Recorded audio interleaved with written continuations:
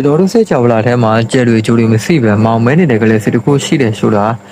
သိတော့ယုံကြည်နိုင်ပါမလားမကြသိခေတ်ကပဲနိုင်ငံပေတော့ပညာရှင်တွေဟာ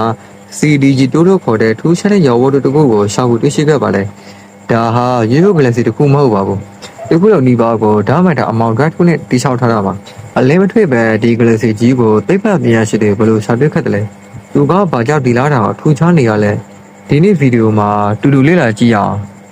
အရေးဆုံးဓာတ်မတာဆိုတာဘာလဲဆိုတော့နည်းနည်းပြပြချင်ပါတယ်ကျွန်တော်တို့မြင်နေရတဲ့ကျယ်တွေဖုံမုတ်တွေနဲ့ကလေးစီတွေဟာစိတ်ကြော်လာရဲ့900ခိုင်လို့ပဲရှိပါတယ်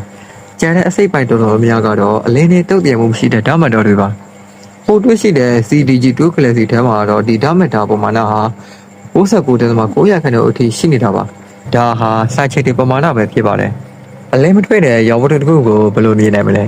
အဖြေကတော့ global cluster လို့ခေါ်တဲ့ကျယ်စုဝတွေကြောင့်ဖြစ်ပါတယ်ဒီခိုင်ပေတော့ပညာရှင်ဒေးဗစ်ဦးရှာတဲ့ဖွဲ့ကဖော့ဆီကလစ်စာထဲမှာလက်ပတ်နေတဲ့ကျယ်စုဝေလေးခုတွေ့ရှိခဲ့တာပါဒီကျယ်တွေရွေးတဲ့ပုံကိုကြည့်ချင်အောင်ပြီးသူတို့ကိုဆွမ်းငင်ထားတဲ့အလောကြီးမားတဲ့မမြင်ရတဲ့အရာဝတ္ထုတစ်ခုရှိနေတယ်ဆိုတာကိုတွေ့ချင်နိုင်ခဲ့တာပါဒီကလစီရဲ့ဒုတိယနေမဲကြီးတဲ့ဘီလီယံ20ကနေ120ကျော်ရှိနိုင်ပေမဲ့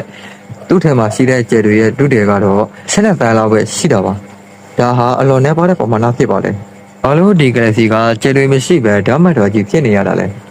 သိပ္ပံပညာရှင်တွေခန့်မှန်းတာကတော့ဖော့ဆီကလစ်စာထဲကတခြားကလစီတွေနဲ့ထိတွေ့မှုကြောင့်ကျယ်တွေဖြစ်ပေါ်နေမဲ့ဓာတ်ငွေ့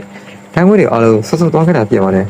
ဒါကြောင့်ပဲသူဟာအလင်းမရှိပဲဓာတ်မတာတွေနဲ့ကြားခဲ့တဲ့အယူစုကလေးစီတစ်ခုဖြစ်နေရတာပါ CDG2 ရဲ့တွေးရှိမှုဟာကလေးစီတွေဘလို့ဖြစ်တည်လာတယ်လဲဆိုတာကျွန်တော်တို့ရဲ့အယူဆတွေကိုပြလက်ပြနိုင်ပါတယ်ဒီလိုထူးခြားတဲ့စက်ကြော်လာအကြောင်းတွေကိုစိတ်ဝင်စားတဲ့ဆိုရင်ကျွန်တော်တို့ရဲ့ channel ကို subscribe လုပ်တာကိုမမေ့ပါနဲ့အောင်နောက်ထပ်ဗီဒီယိုတွေမှာပြန်တွေ့ကြမှာအားလုံးပဲကျေးဇူးတင်ပါတယ်